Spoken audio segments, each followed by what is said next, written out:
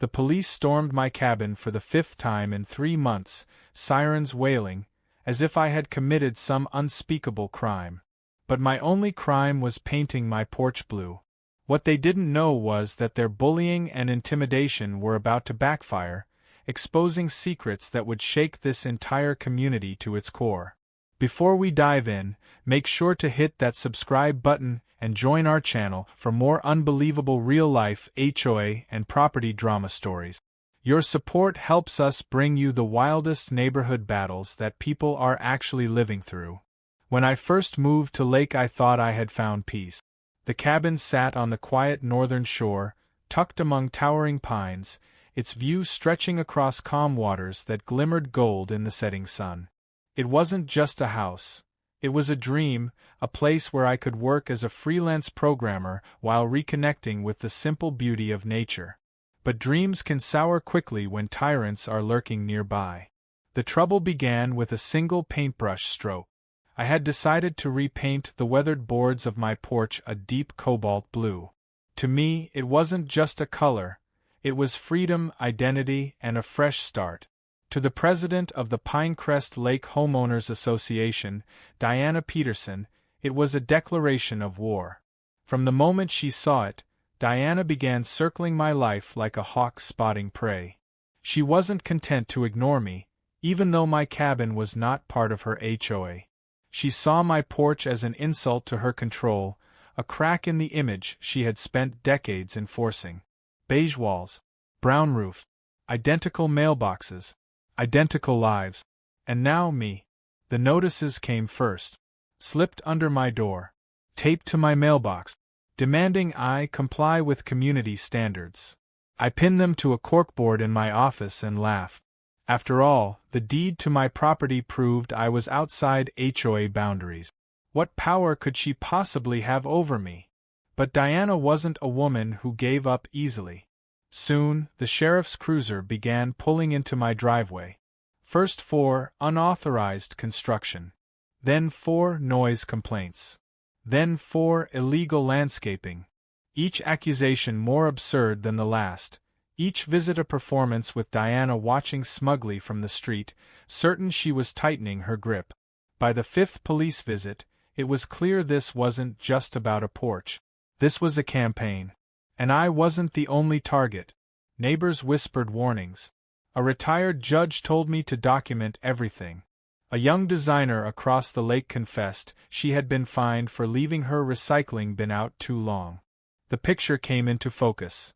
Diana didn't just rule the HOA, she ruled by fear, manipulating rules and even local officials to bend to her will. What I didn't know then was that Diana's obsession wasn't just about paint, or grass height, or mailboxes. It was about money. There was a secret deal brewing, one that required complete control of every property on the lake. And my little blue porch was standing in the way. The days following the 5th police visit blurred together in a haze of frustration and disbelief. I had purchased my cabin with the expectation of peace, solitude, and freedom from the suffocating grip of suburban conformity. Instead, I found myself living in a surveillance state crafted not by government officials, but by one determined woman wielding a rulebook like a weapon. Each morning brought a new violation notice.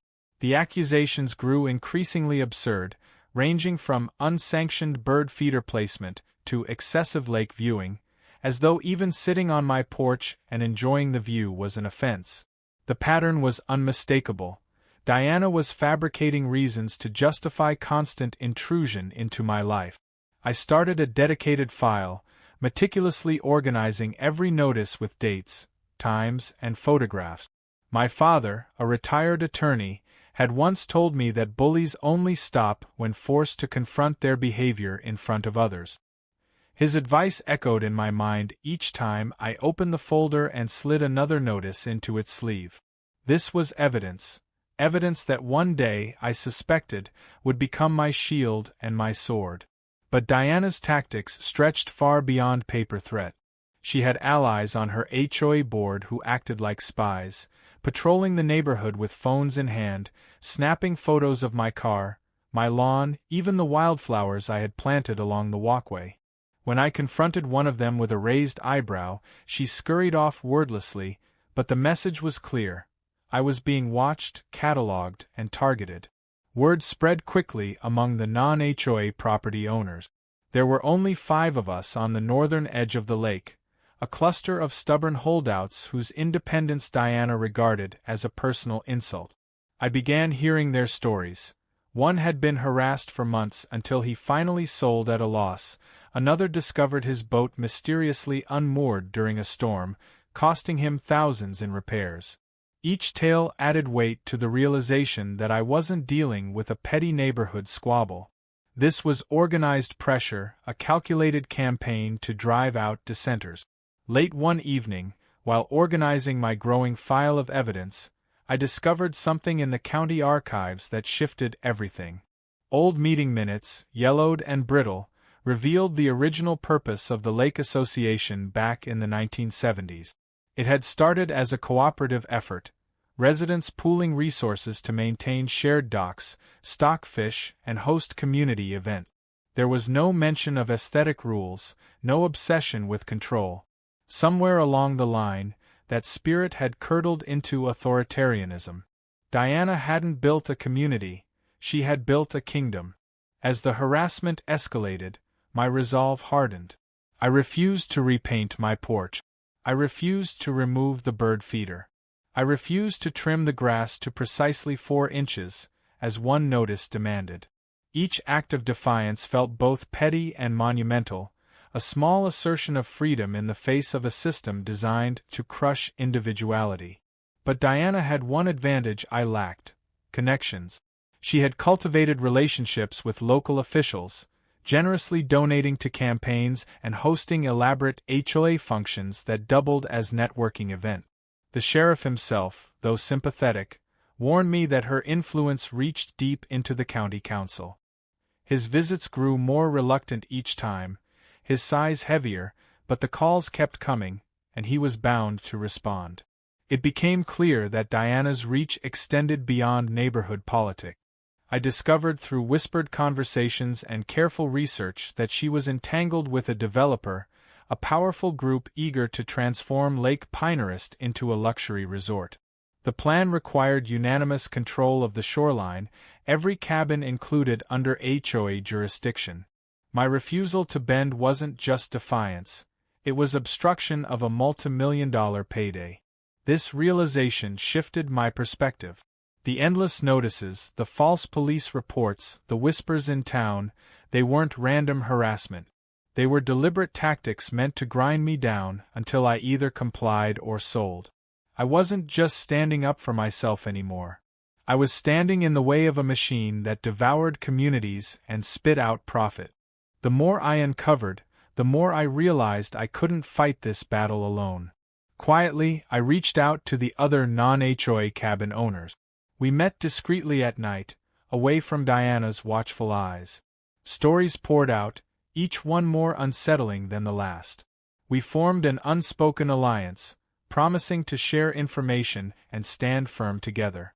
For the first time, I felt the stirrings of hope. Yet alliances attract attention, and Diana's network of informants seemed limitless. Within days of our first gathering, the harassment reached a new level. Anonymous 1-star reviews appeared online for my programming business, all from suspiciously local accounts. My internet cut out for 3 days, while every other house on the shore stayed connected. And then came the most chilling moment of all. A hand-delivered letter slipped under my door in the dead of night. It was a cease and desist order from the HOA's attorney, demanding compliance with their regulations and threatening litigation if I failed to act. The attorney's name struck me immediately: Thomas Reed. A quick search revealed he wasn't just Diana's lawyer. He was her cousin. Conflict of interest didn't begin to describe it. Holding that letter, I felt a surge of anger that burned away my lingering doubts. This was fraud, plain and simple. They weren't just stretching the rules, they were breaking them, reshaping them, and weaponizing them against anyone who dared resist. But anger alone wouldn't be enough.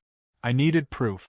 I needed the kind of evidence that could withstand not just neighborhood gossip, but the scrutiny of a courtroom. And so I returned to the archives, digging through dusty boxes and brittle records until my fingers ached.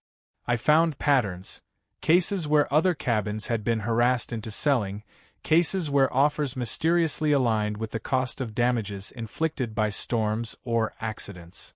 It was a blueprint of coercion. Still, the most important discovery was yet to come.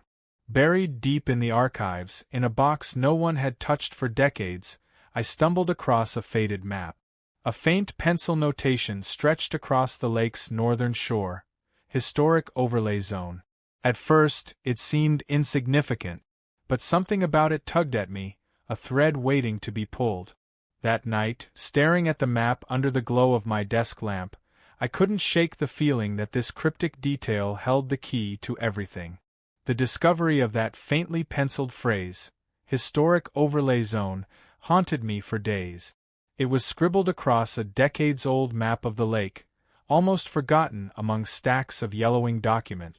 At first glance, it seemed like nothing more than a bureaucratic note, some leftover artifact of county planning. Yet the more I stared at it, the more it gnawed at me. I began my mornings with coffee and ended my nights in the archives, piecing together fragments of the past.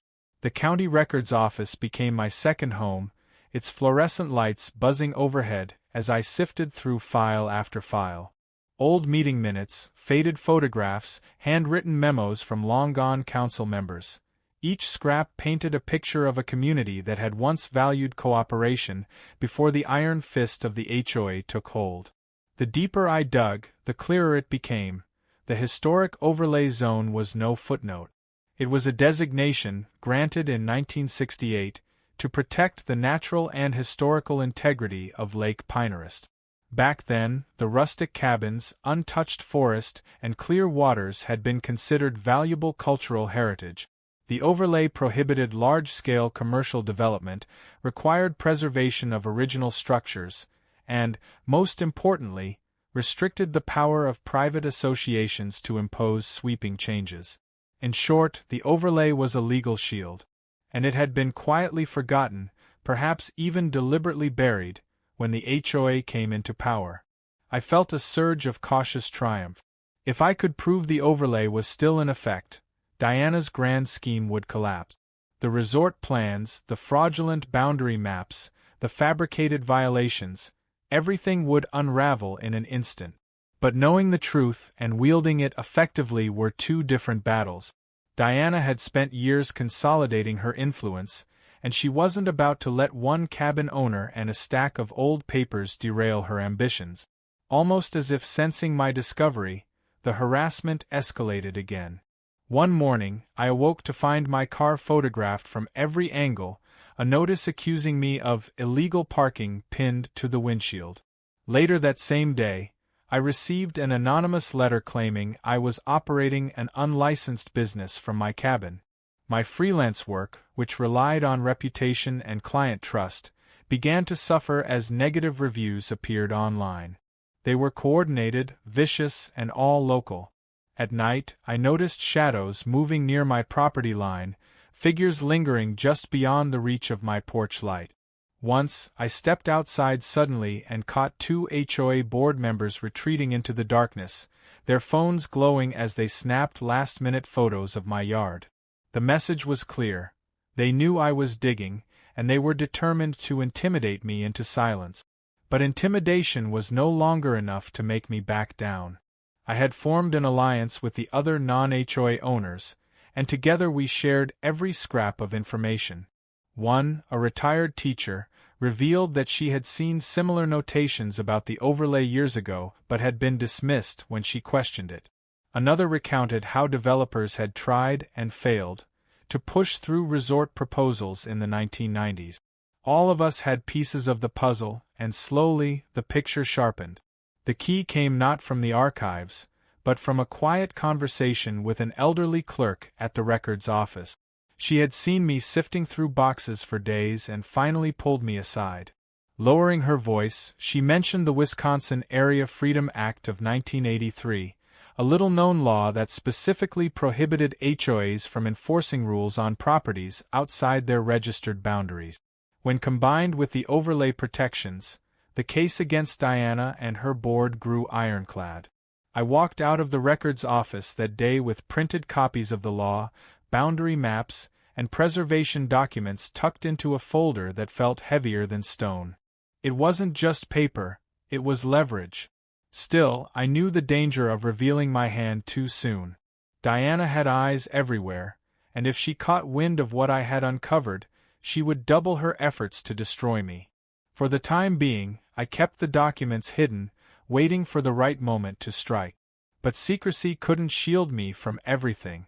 One stormy night, as rain hammered the lake and wind howled through the pines, I woke to the sound of dripping water.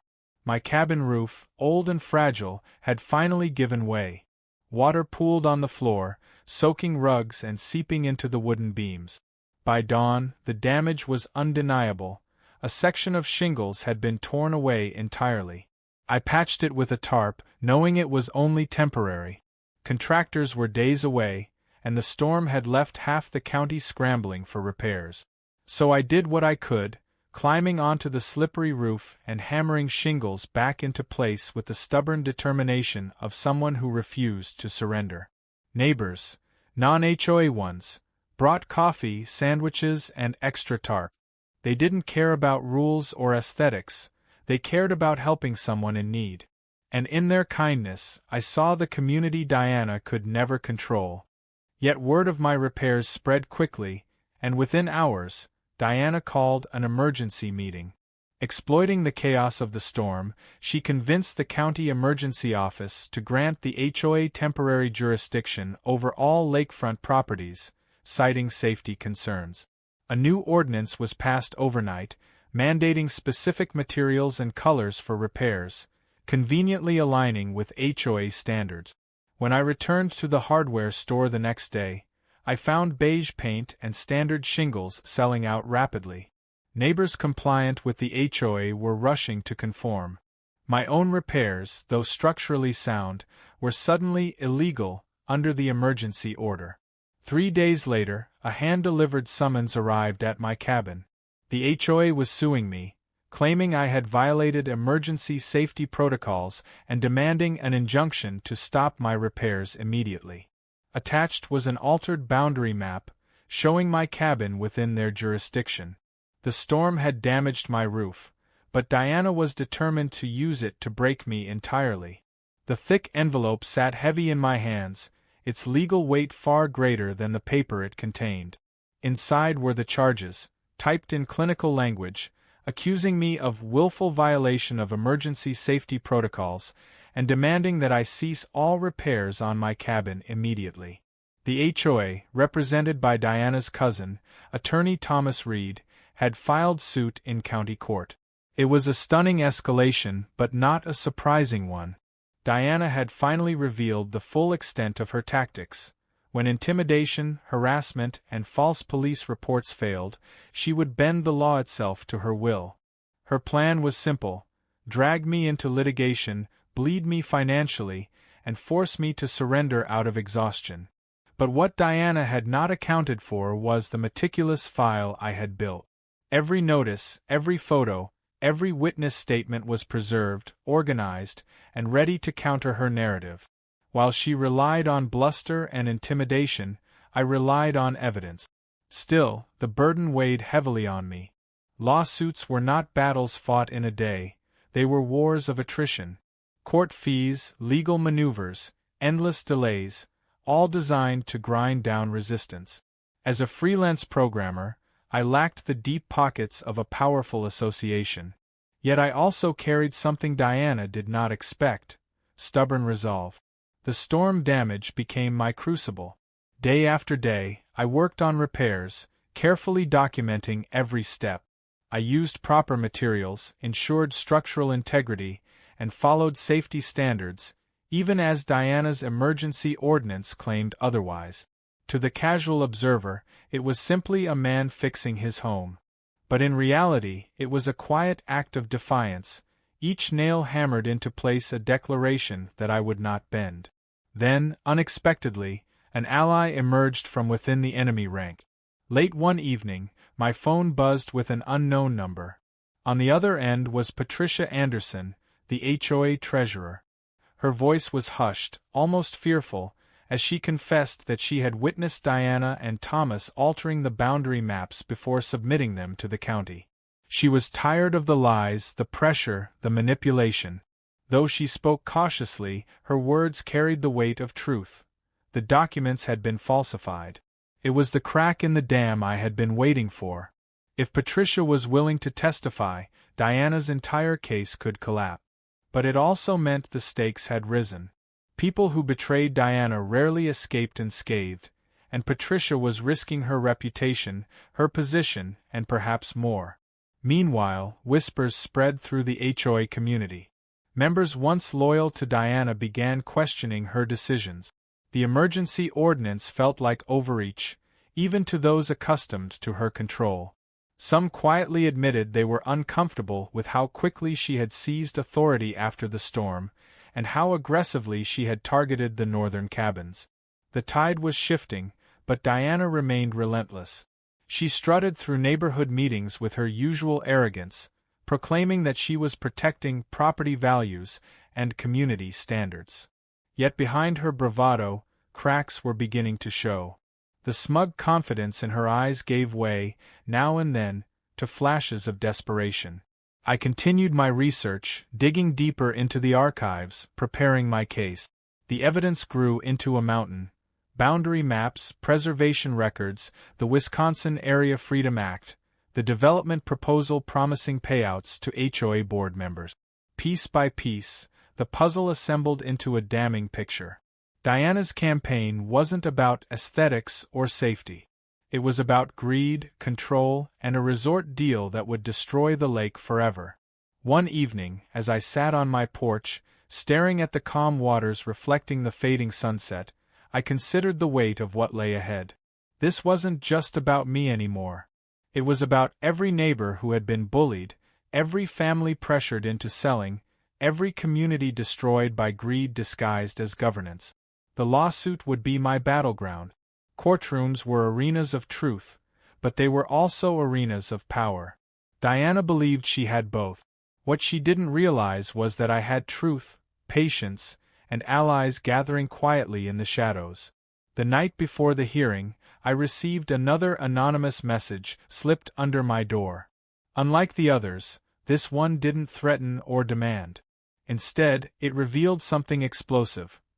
Diana had not only falsified boundary maps, but she had also used HOA funds, money collected from dues, to pay for private consultants who were pressuring non-HOA owners to sell. The note ended simply, "I have proof. Meet me tomorrow at the county clerk's office." As I folded the note and slipped it into my evidence file, I realized the battle was entering its most dangerous phase. I wasn't just defending my porch anymore. I was uncovering a conspiracy. The county courthouse buzzed with an energy I hadn't felt since moving to Lake Pinehurst. Word had spread, and the case between myself and the Pinecrest Lake HOA had become more than a local squabble. It was a spectacle. Nearly every resident filled the benches, both HOA members and non-members alike. Even a regional reporter appeared, notebook in hand, ready to capture what promised to be a public reckoning. I arrived early, carrying the heavy portfolio I had built over months.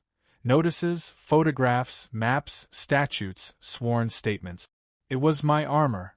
Across the aisle, Diana entered flanked by Thomas Reed and 2 additional attorneys, her face set in a mask of defiance. She moved with the air of someone who believed victory was inevitable, her chin high, her eyes burning with disdain. The judge presiding over the case, Eleanor Watkins, had a reputation for being sharp, no-nonsense, and immune to theatrics. As she took her seat, the courtroom stilled. With a stern glance, she invited both sides to present their cases. The HOA struck first. Thomas rose confidently, spinning a story of reckless defiance. He painted me as a rogue homeowner undermining community safety, willfully ignoring emergency ordinances, and endangering neighbors by refusing to comply with mandated repairs. He presented an altered map showing my cabin within HOA boundaries, holding it aloft like the final word in the matter. His arguments flowed smoothly, designed to overwhelm with polish and authority. When my turn came, I stood with deliberate calm. I produced certified copies of the original boundary documents from the county records, maps that clearly placed my property outside HOA jurisdiction. I introduced the Wisconsin Area Freedom Act of 1983, its language leaving no room for interpretation. HOAs could not impose restrictions on non-member properties. I laid each piece before the judge, building my case brick by brick. The tension grew as I introduced Patricia Anderson's sworn statement. Her account of Diana and Thomas altering boundary maps shook the courtroom. Murmurs rippled through the crowd, and several HOA members exchanged uneasy glances. But the true shift came when I presented the development proposal, Meridian Development Group's glossy plan to buy the lakefront and transform it into a luxury resort. The payout scheme for board members, the secrecy, the betrayal, it was all there in black and white. Gasps filled the room as residents realized what Diana's crusade had truly been about. It wasn't property values or safety. It was profit. Diana's composure cracked visibly. She fidgeted, whispered urgently to her attorneys, and avoided the judge's gaze. Still, Thomas pressed on, pulling out what he believed to be his trump card. A document bearing what appeared to be my signature, agreeing to abide by HOA rules. He handed it to the judge with a triumphant smirk. I had anticipated this. Calmly, I presented the forensic handwriting analysis I had commissioned. Side-by-side comparisons with my verified signatures exposed the forgery. The judge's expression hardened as she examined the evidence. Her gaze shifted to Thomas, whose confidence faltered for the first time. Witnesses followed. Herb Thompson, the retired judge, testified about the history of the lake and the independence of the northern cabins. Sarah Williams, once fearful of HOA retaliation, stepped forward to recount the harassment she and others endured. Even Sheriff Donovan spoke, reluctantly but truthfully, about the countless frivolous complaints filed against me, confirming the misuse of his office as a tool of intimidation. Piece by piece, the narrative shifted. What began as a case about one man's defiance transformed into an exposé of corruption, fraud, and abuse of power. Diana's empire, once so imposing, now trembled under the weight of truth. Then came the moment that shattered it entirely. Under questioning, Diana's carefully crafted mask slipped. Faced with mounting evidence, she lashed out, proclaiming that she had kept this community in line and that 5 stubborn holdouts would not ruin everything she had built. Her words echoed through the courtroom, not as strength, but as confession. The judge's gavel struck sharply, cutting through the noise. She announced that the emergency injunction was dissolved, that the HOA had no jurisdiction over my property, and that the allegations of document fraud would be referred to the district attorney's office for investigation. A collective gasp filled the room, followed by murmurs of outrage and relief. Diana's shoulders slumped, the arrogance drained from her posture. For the first time, she looked less like a ruler and more like a woman cornered by her own schemes. But victory was not yet complete. As I left the courthouse that day, folder in hand, I knew this was only the beginning. The fraud had been exposed, but the deeper truth, the full extent of the developer's plan and the hidden protections of the historic overlay zone, remained to be revealed. Balance of power shifts dramatically. As always, narration only, highly detailed, with a natural break at the end. The courtroom victory had given me breathing room, but it was not the end. Diana's grip may have slipped, yet her influence still lingered like smoke after a fire. The HOA board had been embarrassed, the forged documents exposed, but the development plan loomed large in the shadows. I knew she, and the powerful people behind her, would not surrender easily. So I returned to the archives, determined to finish what I had started. The faint pencil mark, historic overlay zone, still gnawed at my thoughts. I needed to understand its true power, and whether it could become the final weapon to end this battle once and for all. Days turned into weeks as I combed through files that smelled of mildew and dust. Then, in a forgotten binder buried beneath stacks of property tax records, I found it. The official designation papers from 1968. Lake Pinehurst had been recognized as a historic preservation district due to its unique ecological features, rustic cabins, and cultural significance. The overlay carried strict legal weight. It forbade large-scale development, prohibited aesthetic overreach, and required state-level approval for any significant changes to the shoreline. What stunned me most was not just the overlay itself, but the fact that it had never been revoked.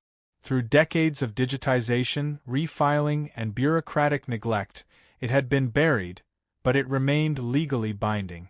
The very foundation of Diana's authority crumbled under those words. The implications were staggering. The Meridian Resort deal, carefully constructed behind closed doors, violated the overlay outright. Their glossy brochures and grand plans for golf courses and artificial beaches were nothing more than pipe dreams built on a foundation of illegality. And the HOA's ordinances, crafted to tighten control, suddenly shrank in significance, bound by the preservation rules they had ignored or conveniently forgotten. I carried the papers home like sacred texts. That evening, I shared them with the other non-HOA owners, and for the first time, I saw genuine relief in their eyes. What had seemed like an endless war of attrition now had a path to resolution. Together, we agreed. This discovery had to be brought into the open, not just in court but in the community itself.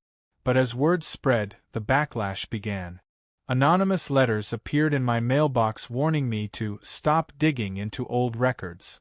Online attacks against my business surged again, and whispers around town branded me a troublemaker threatening everyone's future prosperity. It was clear. The developers and their allies had learned that I had found something dangerous, and they were growing desperate. At the same time, cracks widened inside the HOA. Patricia, the treasurer, continued to provide information quietly, her guilt over years of silence pushing her into the role of reluctant whistleblower. Other board members began asking uncomfortable questions, and some even reached out privately, ashamed of their complicity. The once united wall of HOA power now looked fractured, its mortar crumbling. Still, Diana refused to yield. She doubled down, summoning emergency meetings, issuing new notices, and speaking publicly about defending community values. Her words rang hollow now, but her fury made her dangerous. To her, this was no longer about property values or even money. It was about control, about identity, about refusing to watch the empire she had built collapse around her. Then came the moment of reckoning. Armed with the overlay documents, I requested a meeting with the county planning board. When I laid the preservation designation before them, the room shifted. What had seemed like an unstoppable development deal suddenly stalled. The officials pored over the papers, their brows furrowed, realizing they had overlooked a decades-old restriction that rendered the entire project legally impossible. The impact was immediate. Meridian Development Group, once so confident, quietly withdrew its proposal within days. The millions in potential profit evaporated, and with it, Diana's leverage over the HOA. What remained was the fallout, a community betrayed, an association fractured, and a leader stripped of her legitimacy. For me, the victory was bittersweet. I had fought for my cabin, my porch, and my independence, but I had also unearthed something larger, the truth about how greed and unchecked power corrode communities from within. Yet the battle wasn't entirely finished. Diana still clung to her title, refusing to resign, insisting the preservation designation was outdated, irrelevant, a relic of the past. Her voice grew shrill in meetings, her allies fewer by the day. And while the law was on my side, I knew she would not go quietly. The preservation overlay had shifted the ground beneath Diana's feet, but she refused to acknowledge it. In public, she railed against me, calling me a manipulator and an opportunist, claiming that my obsession with ancient paperwork endangered the community. She framed the resort's collapse not as a victory for preservation but as a tragedy, an opportunity stolen from hard-working families. Her speeches grew louder, her tone sharper, but the crowd listening to her grew smaller each time. Behind closed doors, the HOA board began to fracture. Patricia's testimony had cracked their unity, and the revelation of the resort deal widened the split into a chasm. Ordinary members, once unquestioning, now demanded transparency. Where had their dues gone? Why had they been kept in the dark about millions of dollars changing hands behind the scenes? Why were emergency ordinances passed without votes or discussion? Petitions began circulating. At first, quietly, neighbors whispering in driveways, signatures gathered behind closed blinds. But soon the calls became louder, bolder. An emergency meeting was demanded, not by Diana, but by the members themselves. For the first time in 15 years, her authority was no longer absolute. The day of the meeting, the community hall was packed beyond capacity. Folding chairs lined the walls, neighbors stood shoulder to shoulder, and the air was thick with anticipation. Diana sat at the head table, shoulders squared, eyes narrowed, her rulebook spread before her like a shield. Thomas Reed was absent, already mired in his own legal troubles, leaving her exposed. When Patricia stood to speak, silence fell. She spoke not with fire, but with quiet conviction. She explained how documents had been altered, how funds had been misused, how fear had been weaponized against anyone who questioned authority. Her words landed with the weight of confession, and murmurs swept through the crowd. Other members followed. Sarah, once too afraid to speak, now stood tall and described years of harassment over trivial violations. A retired couple recounted how they had nearly sold their cabin at a loss, exhausted by fines and threats. Each testimony piled higher, a mountain of grievances too large to dismiss. Diana tried to interrupt, slamming her palm against the table, shouting about order and rules. But the crowd no longer listened. Her authority, once absolute, dissolved under the glare of angry neighbors. The petitions were presented, dozens of signatures demanding a vote of no confidence. The motion passed almost unanimously. Only a handful of loyalists raised their hands in support of Diana, their eyes darting nervously as the rest of the community glared. The gavel struck, sealing the decision. After 15 years, Diana Peterson was removed as president of the Pinecrest Lake HOA. The moment should have felt like triumph, but it carried the heavy air of tragedy. Diana did not go quietly. She rose from her chair, her face twisted with fury, shouting that she had been betrayed, that the community would collapse without her leadership, that I had poisoned everything she had built. Her words rang hollow, but her rage was raw. Security escorted her from the hall as she hurled accusations over her shoulder. In the days that followed, the HOA scrambled to reorganize. Sarah, nominated by her peers, reluctantly accepted the role of interim president. She promised transparency, cooperation, and respect for property rights.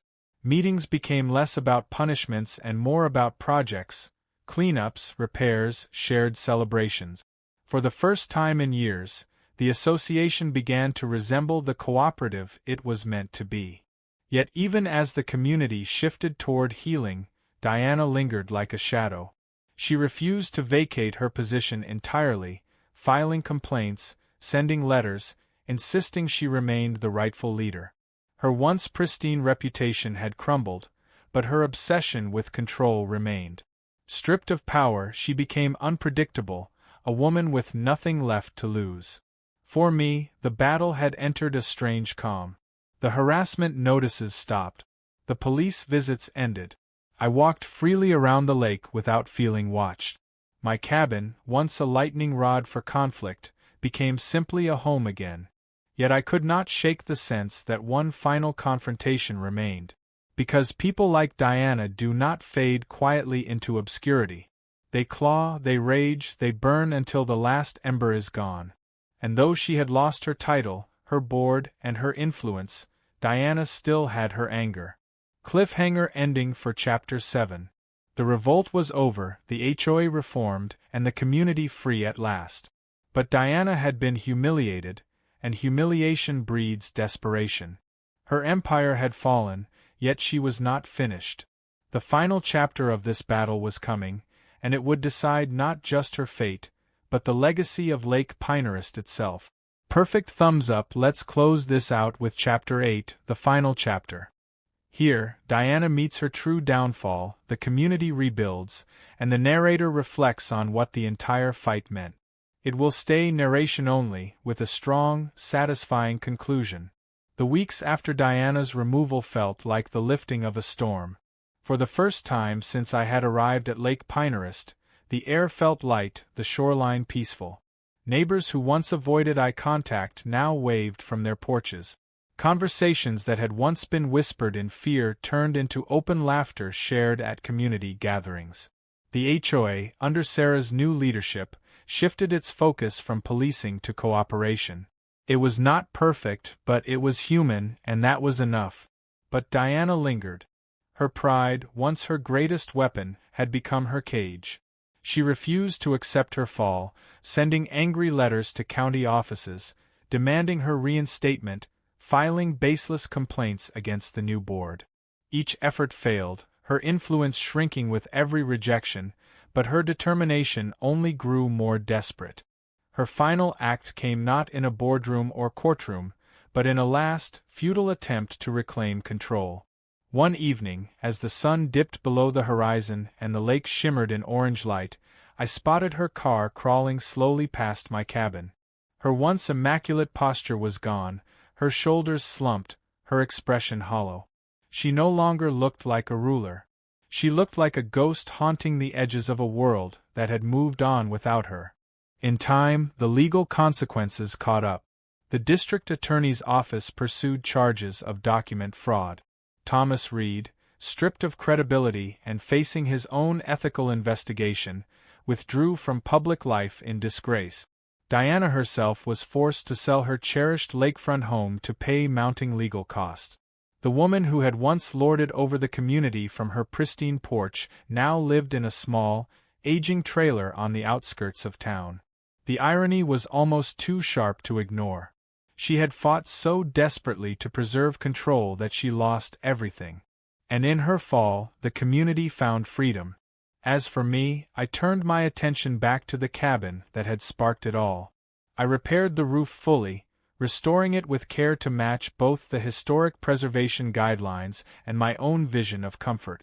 My porch remained blue, unapologetically so, though I added natural wood accents that blended my individuality with the area's rustic charm. It stood as a reminder, not just of the battle fought, but of the principle defended, the right to live free from unjust control. The community, too, transformed. The HOA rewrote its bylaws, this time with input from every member, focusing on cooperation rather than punishment. The Lake Pinehurst Preservation Alliance was formed, uniting HOA and non-HOA residents in protecting the lake's natural beauty and history. Instead of a kingdom ruled by fear, it became a village bound by shared care. Even Sheriff Donovan, once forced into the role of reluctant enforcer, stopped by my cabin, not on official duty but as a neighbor. He apologized for the times he had been used as a pawn in Diana's campaign, acknowledging that he should have questioned her authority sooner. His humility only underscored how much had changed. In the quiet evenings, I often sat on my porch, watching the water ripple beneath the setting sun. The fight had taken months of stress, countless hours of research, and more resolve than I thought I possessed. Yet it had been worth it, because the battle was never just about paint color or bylaws. It was about standing up to bullies who believed power gave them the right to dictate the lives of others. My father's words echoed in my mind. Bullies only stop when you hit back 10 times harder. And I had. Lake Pinehurst remained what it was always meant to be.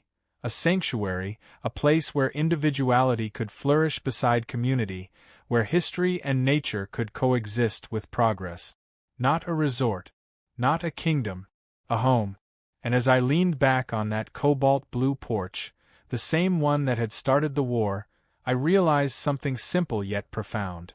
This story was never about a porch or even an HOA. It was about the courage to say no when it mattered most, and the strength to defend what truly mattered.